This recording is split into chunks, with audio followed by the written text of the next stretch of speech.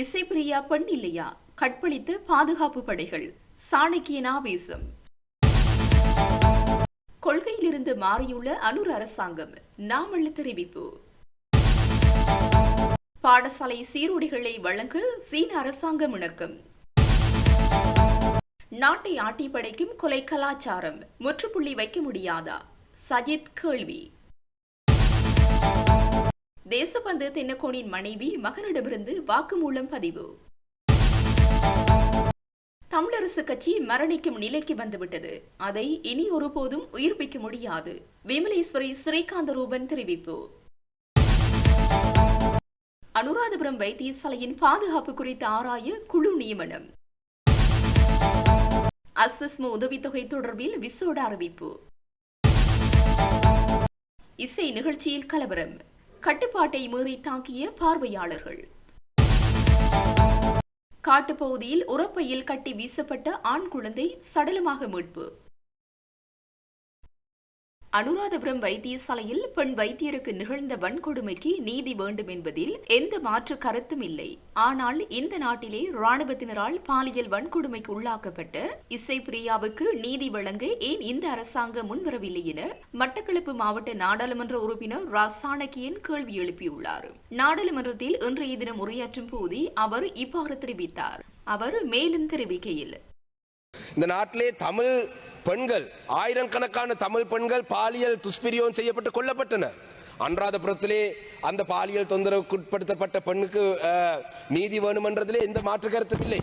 ஆனால் ஏன் இந்த அரசாங்கமும் சரி, இந்த நாட்டிலே மக்களும் சரி, எத்தனையோ ஆயிரக்கணக்கான தமிழ் பெண்கள் பாதுகாப்பு படையினரால் பாலியல் தொந்தரவுக்கு இல்லாட்டி பாலியல் வன்முறைக்கு ஈடுபடுத்தப்பட்ட எத்தனையோ பேர் இருக்கிறார்கள்.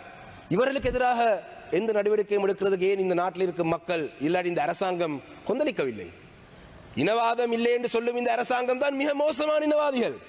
கடந்த காலத்தில் இருந்த அரசாங்கங்கள் தங்களை இனவாதிகளாகவே அடையாளப்படுத்தி கொண்டு தங்களுடைய செயல்பாடுகளை முன்னெடுத்தார்கள்.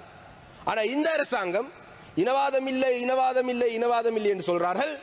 ஆனால் முழுக்க முழுக்க இனவாதத்தில் ஈடுபடுறார்கள். எப்படி என்று சொன்னால், இந்த நாட்டிலே தமிழ் மக்களுக்கு கிடைக்க வேண்டிய நிரந்தரமான அரசியல் தீர்வை தருவதற்கு மறுக்கிறார்கள்.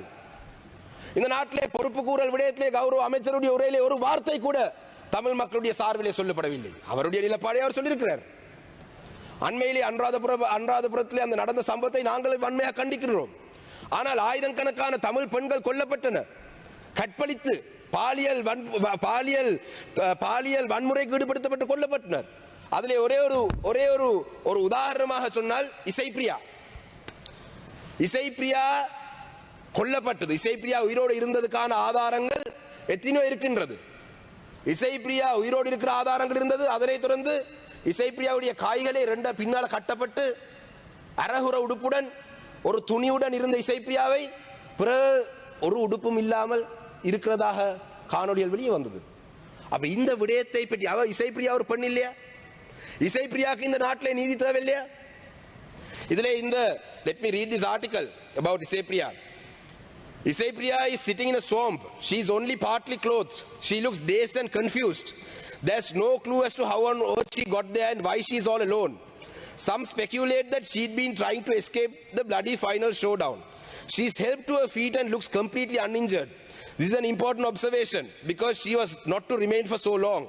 The soldiers think she's the Tamil rebel leader's daughter. She's not, she says. They find a length of white cloth to wrap around her. It's the same cloth that shrouds her in a photograph Channel 4 news later obtained from a Sri Lankan soldier. In his photograph dated later the same day, 18th May, Isaipriya is dead. Her hands are tied behind her back. Right?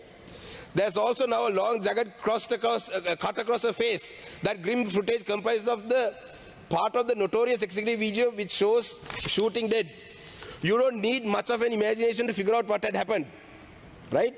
Now, this Isaipriya, it's very clear that Isaipriya was alive, and she was well and alive.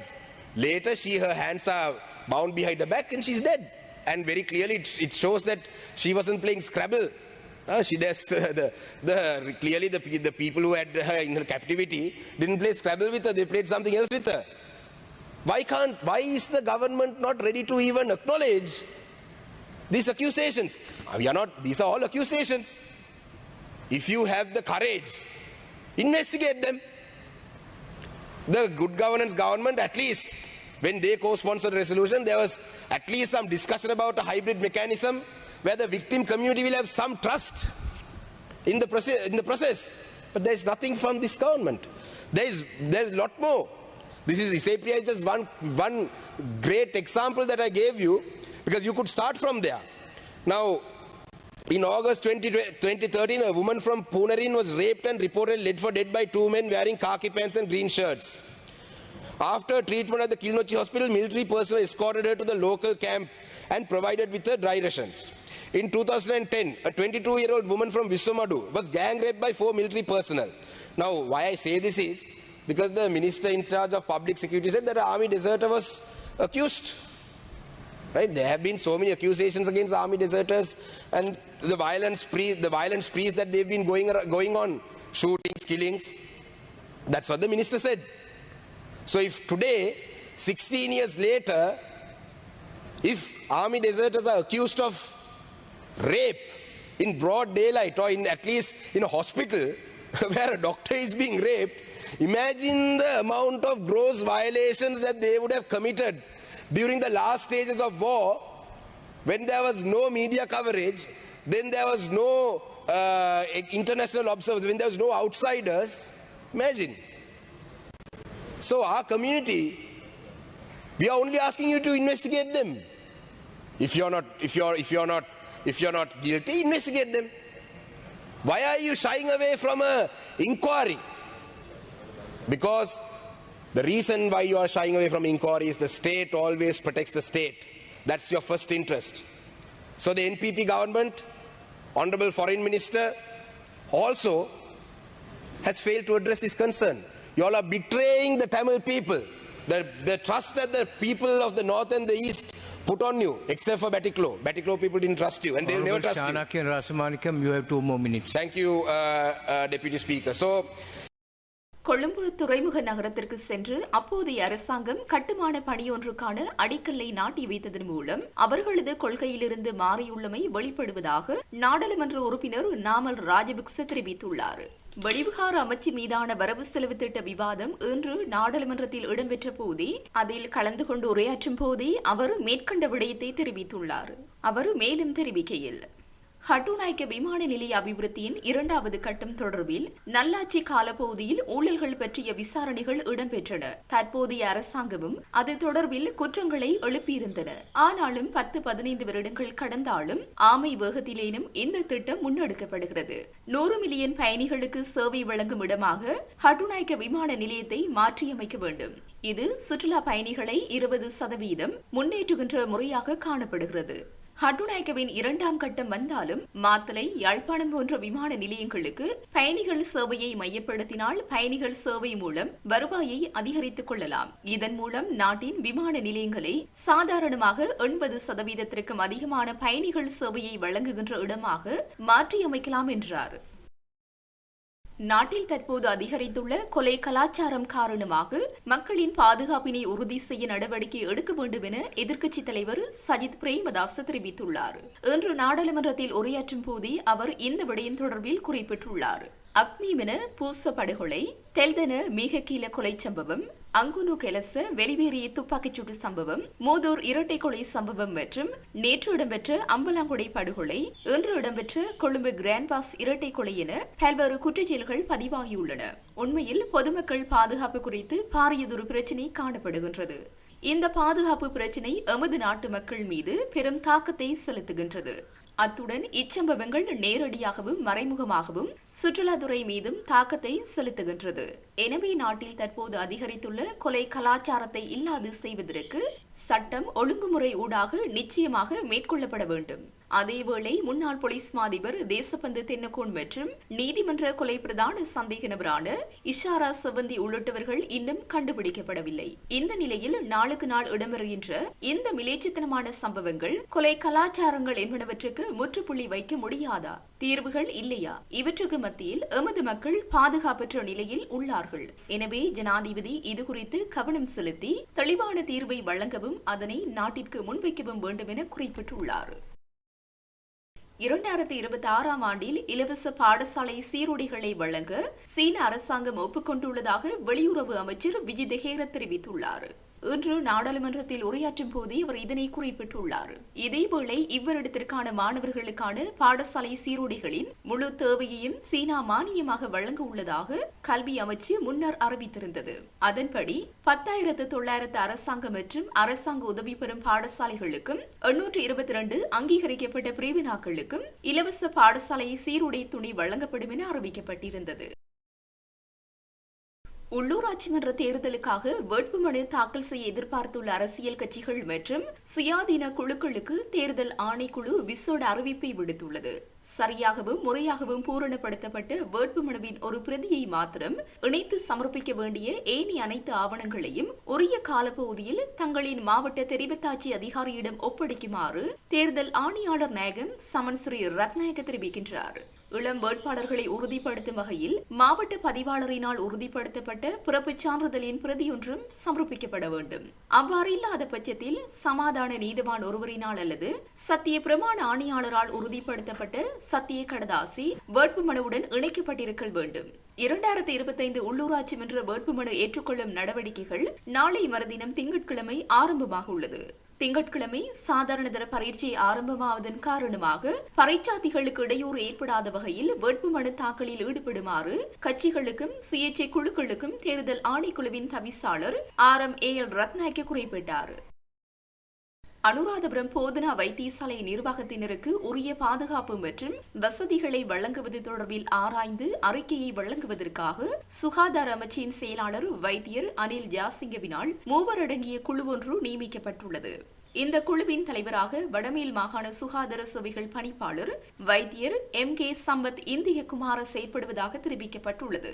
இதன்படி இந்த அறிக்கையை எதிர்வரும் 24ஆம் தேதிக்கு முன்னர் அமைச்சின் செயலாளரிடம் சமர்ப்பிக்குமாறு தெரிவிக்கப்பட்டுள்ளது. Assessment திட்டம் மூலம் ஏழ்மையான குடும்பங்களில் இதுவரை உதவித்தொகை பெற்று வந்த முதியவர்களுக்கு இம்மாதம் 20ஆம் தேதி 3000 ரூபாய் வங்கிக் கணக்குகளில் வரவு வைக்கப்பட்டுள்ளதாக தெரிவிக்கப்படுகிறது.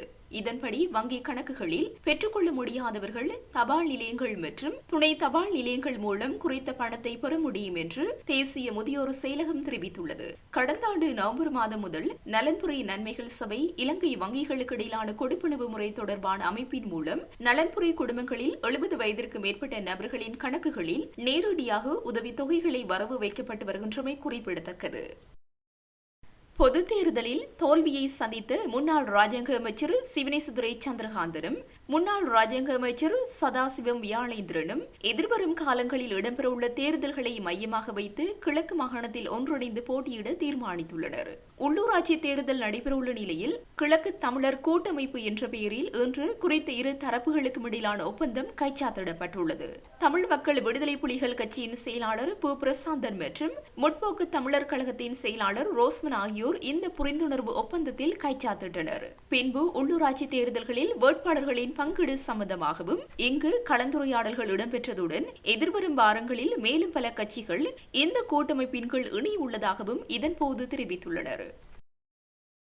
பகிரங்க பிடியாணை பிறப்பிக்கப்பட்டுள்ள முன்னாள் போலீஸ் மா அதிபர் தேசபந்து தென்னக்கோனின் மனைவி மற்றும் மகனிடமிருந்து குற்றப்புலனாய்வு திணைக்கள அதிகாரிகள் வாக்குமூலம் பதிவு செய்துள்ளனர். 2023ஆம் ஆண்டு மாத்தறை வெலிகம பகுதியில் உள்ள ஹோட்டல் ஒன்றின் மீது துப்பாக்கிச்சூடு நடத்தப்பட்ட சம்பவம் தொடர்பில் முன்னாள் போலீஸ் மா அதிபர் தேசபந்து தென்னக்கோனை கைது செய்து நீதிமன்றத்தில் ஆஜர்படுத்துமாறு மாத்தறை நீதிவான் நீதிமன்றத்தினால் கடந்த பிப்ரவரி மாதம் 28ஆம் தேதி பிடியாணை பிறப்பிக்கப்பட்டிருந்தது. ஆனால் தேசபந்து தென்னக்கோன் நீதிமன்றத்தில் ஆஜராகாமல் தலைமறைவாக இருப்பதால் அவருக்கு எதிராக மாத்தறை நீதவான் நீதிமன்றினால் கடந்த செவ்வாய்க்கிழமை பகிரங்க பிடியாணை பிறப்பிக்கப்பட்டது. இதனால் தேசபந்து தென்னக்கோனை கைது செய்ய போலீஸ் அதிகாரிகள் குழுக்களாக இணைந்து நடவடிக்கை எடுத்து வருகின்றனர். இந்த நிலையில் குற்றப்புலனாய்வு திணைக்கள அதிகாரிகள் முன்னாள் போலீஸ் மா அதிபர் தேசபந்து தென்னக்கோனின் மனைவி மற்றும் மகனிடமிருந்து கடந்த வியாழக்கிழமை வாக்குமூலம் பதிவு செய்துள்ளனர். மட்டக்களப்பு சந்திவெளி போலீஸ் பிரிவில் உள்ள முரக்கொட்டாஞ்சேனை காட்டியண்டிய பகுதியில் வீசி எறியப்பட்ட நிலையில் உயிரிழந்த ஆண் குழந்தையொன்று சடலமாக மீட்கப்பட்டுள்ளது.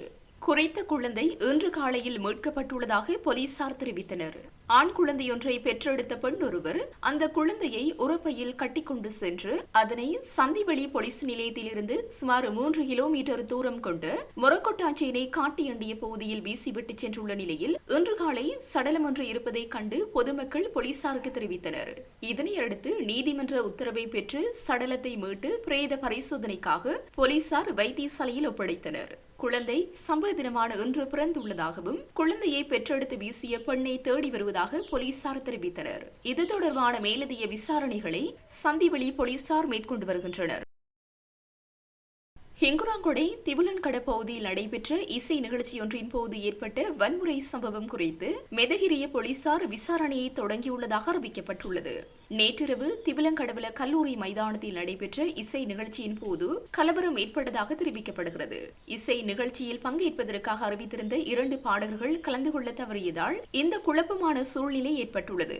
குறித்த இசை நிகழ்ச்சி பாடகர்கள் குழு பங்கேற்புடன் நடைபெறும் என்று ஏற்பாட்டாளர்கள் விளம்பரப்படுத்தியிருந்துள்ளதுடன் 1000 மற்றும் 2500 ரூபாவுக்கு டிக்கெட்டுகளை விற்கவும் நடவடிக்கை எடுத்துள்ளனர். இந்த நிலையில் நேற்றிரவு இசை நிகழ்ச்சி தொடங்கியதாகவும் பங்கேற்க திட்டமிடப்பட்ட 2 பாடகர்கள் வருகை தரவில்லை எனவும் தெரிவிக்கப்படுகின்றது. அதன்படி அறிவிப்பாளர் அதிகாலை 1:30 மணியளவில் இசை நிகழ்ச்சி முடிவடைவதாக அறிவித்த நிலையில் பார்வையாளர்கள் கோபமடைந்து மோசமான வகையில் நடந்து கொண்டுள்ளதாக தெரிவிக்கப்படுகின்றது. அத்துடன் இசை நிகழ்ச்சியிலிருந்த நாட்காலிகள் உட்பட சொத்துக்களும் இசைக்குழுவின் இசை கருவிகளும் தாக்கப்பட்டுள்ளன. சம்பவ இடத்தில் சுமார் 45 போலீசார் பாதுகாப்புக்காக நிறுத்தப்பட்டிருந்த போதிலும் அவர்களால் நிலைமையை கட்டுப்படுத்த முடியவில்லை என்று தெரிவிக்கப்பட்டது. இதனைத் தொடர்ந்து சம்பவம் தொடர்பான விசாரணையில் இசை நிகழ்ச்சி ஏற்பாட்டாளர்கள் வாக்குறுதி அளித்த தொகையை செலுத்தாததால் சம்பந்தப்பட்ட 2 பாடல்களும் இசை நிகழ்ச்சியில் பங்கேற்கவில்லை என்பது தெரியவந்ததாக மெதகிரிய போலீசார் குறிப்பிட்டுள்ளனர். இந்திய பிரதமர் நரேந்திர மோடி உத்தியபூர்வமாக விஜயம் மேற்கொண்டு அடுத்த மாத முற்பகுதியில் இலங்கைக்கு விஜயம் செய்ய உள்ளதாக வெளிவிவகார அமைச்சர் விஜித ஹேரத் இன்று நாடாளுமன்றத்தில் தெரிவித்தார். சர்வதேச நாடுகளுடன் பிளவுகளின்றி தொடர்புகளை கட்டியெழுப்ப தற்போதைய அரசாங்கத்தினால் முடிந்துள்ளதாக அவர் குறிப்பிட்டார். அமெரிக்க ஜனாதிபதி டொனால்ட் டிரம்பின் வரை கொள்கைகளை எதிர்கொள்வதற்கான மூலோபாய திட்டத்தை தயாரிக்க செயலணி ஒன்று அமைக்கப்பட உள்ளதாகவும் அவர் தெரிவித்தார். GSP+ வரைச்சலுகையை மீளாய்வு செய்வதற்காக ஐரோப்பிய ஒன்றியத்தின் பிரதிநிதிகள் குழு அடுத்த மாதம் இலங்கைக்கு வருகை தர உள்ளதாகவும் அவர் கூறினார். குறித்த கலந்துரையாடலை சாதகமான முறையில் முன்னெடுக்க உள்ளதாக அவர் மேலும் குறிப்பிட்டார். தற்கால அரசியல் சூழலும் காலத்தின் கட்டாயத்தின் அடிப்படையிலும் தமிழ் மக்கள் ஒன்றாக பயணிக்க வேண்டியது அவசியமாகும் என சுட்டிக்காட்டியுள்ள ஜனநாயக தமிழரசு கட்சியின் முக்கியஸ்தர் கருணாகரன் நாவலன், அதுவே அகில இலங்கை தமிழ் காங்கிரசின் கூட்டான தமிழ் தேசிய மக்கள் முன்னணியுடனான தமது இணைவும் அமைகின்றது என்றும் தெரிவித்துள்ளார். யாழ் ஊடக அமையத்தில் இன்றைய தினம் ஜனநாயக தமிழரசு கட்சி தமிழ் தேசிய மக்கள் முன்னணியுடன் இணைவது தொடர்பாக நடைபெற்ற ஊடக சந்திப்பின் போதே அவர் இவ்வாறு தெரிவித்தார். மேலும் கூறுகையில், மக்களின் நலன் கருதியே இந்த கூட்டில் இணைந்துள்ளோம். இந்த பயணத்தில் எம்முடன் இன்னும் பல கட்சிகள் பயணிக்கின்றனர். இந்நேரம் சிங்கள பேரினவாதத்தின் ஒற்றொருவரால் இன்று தமிழர் தேசம் சீரழிக்கப்படுகின்றது. கடந்த தேர்தலில் மக்கள் சிங்கள ஆட்சியாளருக்கு தமது வாக்குகளை வழங்கியதன் வெளிப்பாடு இது. கடந்த காலத்தில் தமிழ் அரசு தலைவர்கள் சரியான பாதையை காட்டாமையே இன்றைய பல இன்னல்களுக்கும் காரணமாக இருக்கின்றது. அதனால் எமது இந்த கூட்டில் இம்முறை இளைஞருக்கு சந்தர்ப்பத்தை மக்கள் வழங்க வேண்டும். தமிழ் தேசிய கூட்டமைப்பு எவ்வாறு சிதைந்ததோ என்று தமிழரசு கட்சியும் சீரழிந்து செல்கின்றது. இதற்கு காரணம் அரசியலாகவே இருக்கின்றது. இந்த நேரம் தமிழ் தேசியத்தை நேசிக்கும் தரப்பினரால் தமிழ் மக்களின் இருப்பை பாதுகாக்கவே இந்த கூடு உருவாக்கப்பட்டது. தேசியத்தை வலியுறுத்தி மக்களுக்கு அடிப்படை தேவையான பொருளாதார கட்டமைப்பை உருவாக்கல், வாழ்வாதாரத்தை உருவாக்கல் உள்ளிட்ட நோக்கங்களை முன்னிறுத்தியே எமது செயற்பாடுகள் அமைய உள்ளது. இந்த நேரம் கட்சியின் உள்ளீர்ப்பில் இருந்த ஒருமித்த கருத்தின்மையே கடந்த காலத்தில் இந்த கூட்டிலிருந்து நாம் விலக காரணம். அந்த வகையில் தற்போதைய இந்த புதிய கூட்டின் பயணம் வெற்றி தரும் என்ற நம்பிக்கை இருக்கின்றது என்று அவர் தெரிவித்தார். தமிழரசு கட்சி மரணிக்கும் நிலைக்கு வந்துவிட்டது.